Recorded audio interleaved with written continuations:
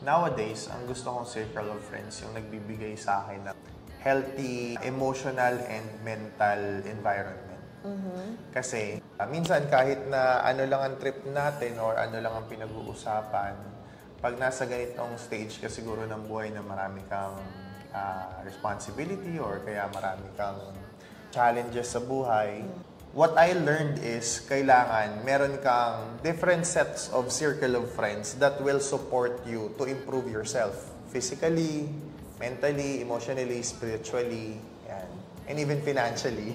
Yan. Kasi hindi pwede palaging nakukuha mo yan sa isang set of friends. May set of friends ka na talagang ang influence sa'yo is spiritual.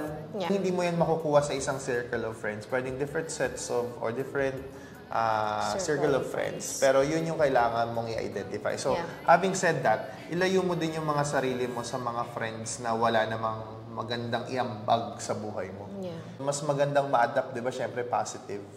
So, ganun lang. Kailangan concerned ka sa effects sa'yo ng friends mo. Yeah, correct.